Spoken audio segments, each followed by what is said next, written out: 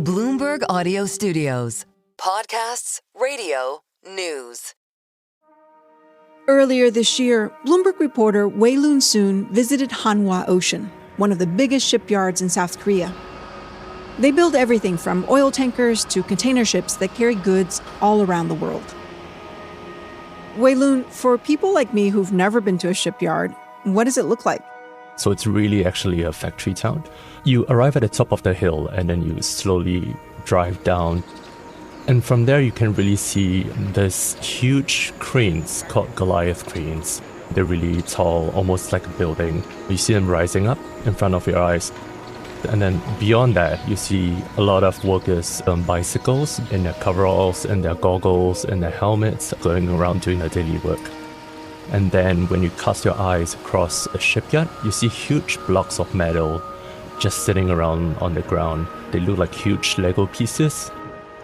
These Lego pieces will be assembled together over the next few weeks, months, or even years to become gigantic ships. The largest ones can be as tall as the Empire State Building. Wow. And just imagine the entire building tilted sideways horizontally. You put them on the water and then off they go. This shipyard, Han Ha Ocean, and others like it across Korea are busier than they've been in years. Korean shipyards are fully booked till 2028. Workers are hiring all around. The place is really buzzing with activity. Every single dock space is filled. Korean shipyards are busy these days as Seoul and Washington land a new trade deal. It includes a huge pledge from Korea to invest $150 billion in America's shipbuilding industry to boost U.S. maritime power. Here's Trump talking about the alliance at a meeting with South Korean President Lee Jae-myung earlier this week. You know, we really sort of need each other. We love what they do. We love their product. We love their ships. We love a lot of... This newfound love affair between the two countries is driven by the U.S.'s goal to curb the dominance of the world's biggest shipbuilder, China. And boosting the South Korean shipbuilding sector is a key part of that plan. We're going to be buying ships from South Korea, but we're also going to have them make ships here with our people, using our people. And we're going to go back into the shipbuilding business again. Now you have Donald Trump trying to remake the global trade order through the use of tariffs. And for Korea, you also have this country that used to be a huge shipbuilding power, but lost its crown to China. Having American interests in the shipbuilders is also a good way for them to find new growth engines, for them to expand beyond Korea, to have that transfer of knowledge, and then maybe to even start building ships in the US.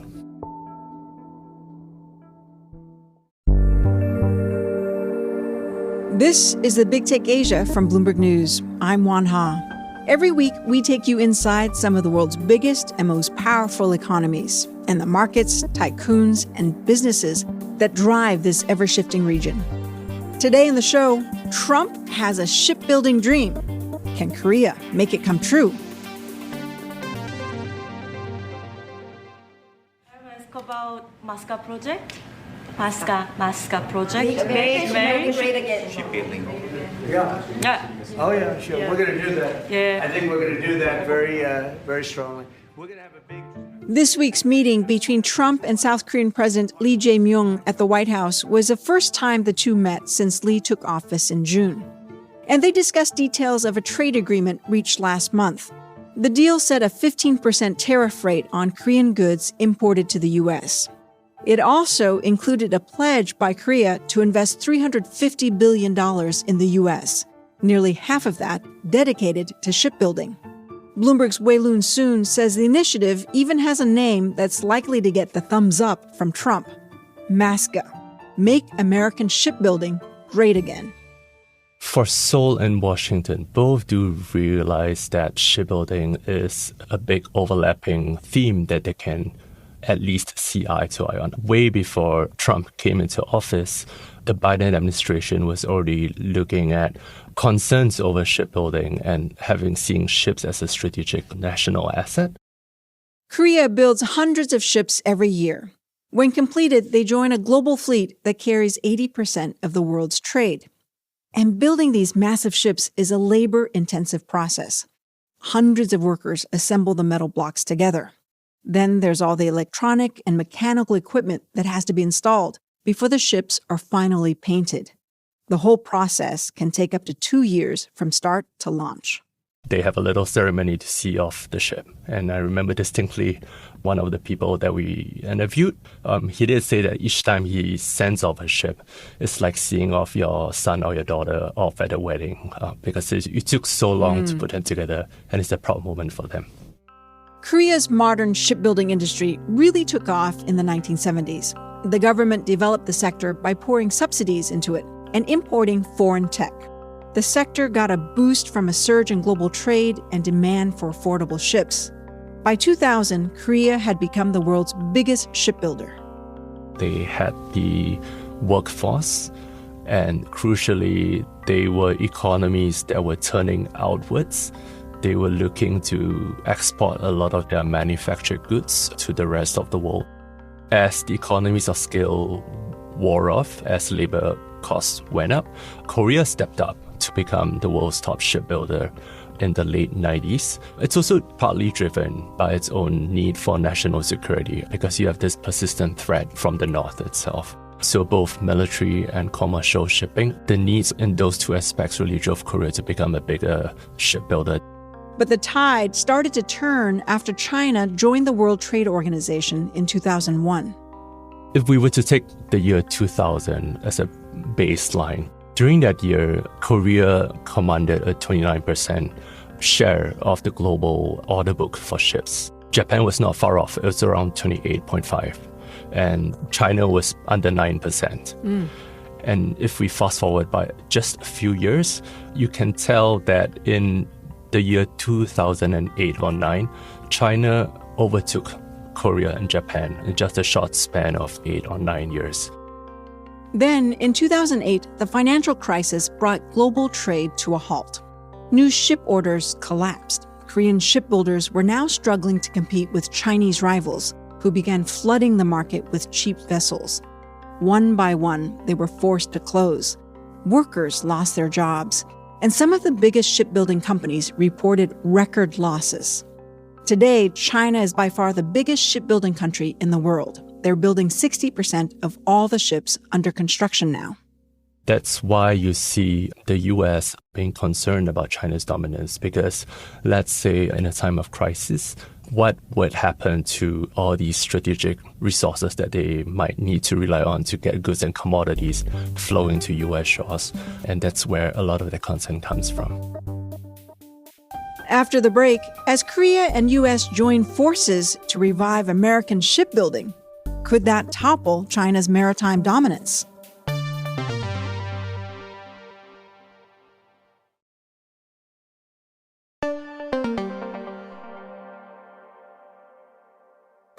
After Trump took office earlier this year, the U.S. took aim at China's grip on the shipbuilding industry. It announced that ships owned, operated, or built by Chinese companies would have to pay additional fees to the U.S. government to dock at American ports. Ship owners were looking at paying millions of dollars more for each port visit. When it first came out earlier this year, it caused a lot of confusion and chaos in the global shipping industry because so many ship owners have bought Chinese ships. Korean shipbuilders, including Hanwha Ocean, were suddenly back in demand. They got phone calls from some of the larger container liners saying that they are willing to pay upwards of 10% or more in premiums just to secure an earlier slot at their shipyards, which are already booked till 2028, if I may add. And I imagine that's probably millions of dollars, no? Exactly. A container ship can cost up to tens of, even hundreds of millions, and a 10% premium, it's a really staggering amount for just one ship. In the first half of this year, 25% of the world's global ship orders went to Korea. That's up from 17% last year. And the U.S. did eventually lower the levies on Chinese ships. The short-term chaos faded, and Korean shipbuilders got fewer calls. But Weilun says the U.S.'s message to the global shipping community was received loud and clear. It's using that leverage that it has in economic power to tell the rest of the world that wants to trade with the U.S. that, hey, you shouldn't rely too much on Chinese ships, because we are concerned that China could be a competitor to us. We are also concerned that China is subsidizing a lot of this excess capacity in building ships that is at the detriment of not only your own economies, but also the US economy. So what is forcing the rest of the shipping world is to make a choice that either you trade with us without Chinese ships, or you can continue buying cheaper Chinese ships, but just don't trade with us. And that's the message they're trying to put across to the rest of the world. By targeting China's shipbuilding dominance, the U.S. is making it clear that reliable maritime supply chains are critical to national security. And here's an important stat. Right now, the U.S. builds less than 1% of the commercial shipping fleet. Korea's $150 billion investment is aimed at helping the U.S. increase that market share. And Weilun says it could help Korea, too. For these Korean shipbuilders, it actually gives them a way to secure more contracts and deals for the services that they can potentially provide for the US. And already we see that happening. Like some of them are inking contract deals with the US Navy for maintenance and repair and overhaul. Some of them have even bought over shipyards in the US to establish a base for shipbuilding in the US. And further down the line, we can actually think of ways that the Koreans can forge more ways of collaboration with the shipbuilders in America. And I think ultimately, when you see the US shipbuilding sector growing, the Korean yards will be very good partners for them. But for the moment, the Make American Shipbuilding Great Again plan is just a handshake agreement. Details are still scant at this moment, but we do know that these will go into various segments of the shipbuilding sector. It's not just about building docks or like ports in the US, but it also involves doing maintenance projects, building ships, and also training some of the workers in the US, so that overall, not only do you see ships being built in the US, you also have the technical know-how and expertise being transferred from Korea to the US, so that the US can start really think about having domestic ships being built. So best case, this deal is a rising tide that lifts shipbuilding in both countries. And even if it does pay off, Korean shipbuilders will still face serious headwinds. Wages are rising in Korea, and the country is dealing with a labor shortage, one that's made worse by the lowest birth rate in the world. If you think about shipbuilding, not only it requires a large pool of labor, of workers, upstream you also need a strong supply of steel. At the same time, they are stuck in a country that's quite small. And China has the edge in almost all those areas. China had a good pool of labor. They had cheap steel. And of course, you have the really strong Beijing government. And I think in one of the 5-year plans, they did say explicitly during this period of time that they want to build up shipbuilding, and ports are important to China's vision of a global economy. So, Weilun, China is at the moment dominating the shipbuilding market. What edge, then, does Korea have to compete with China? From our conversations with the shipbuilders in Korea, we came to realize that they're way past the stage of competing with China on the cost of building ships. In today's shipbuilding, it's really the need for more advanced ships and also newer forms of energy.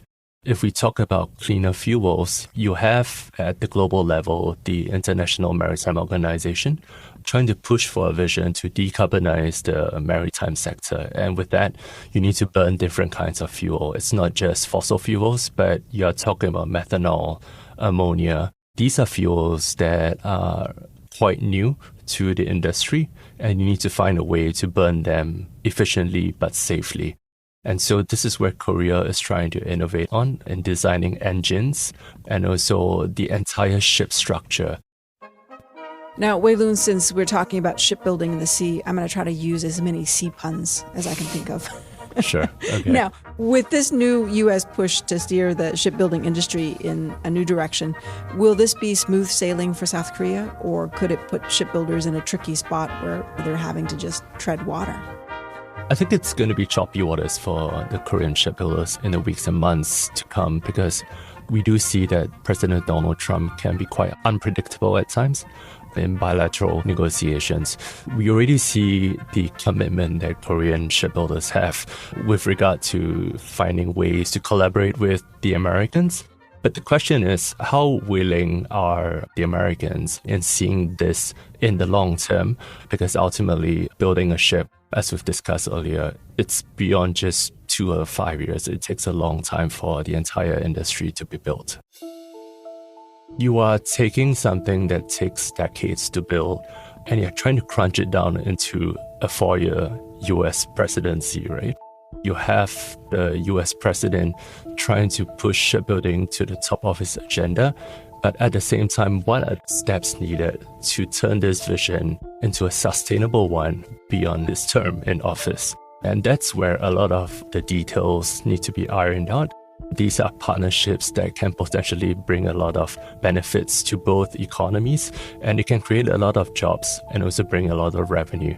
But the question is, how do we get there in 10 years' time? And that's a big question for all the shipbuilders and the experts that we've been talking to.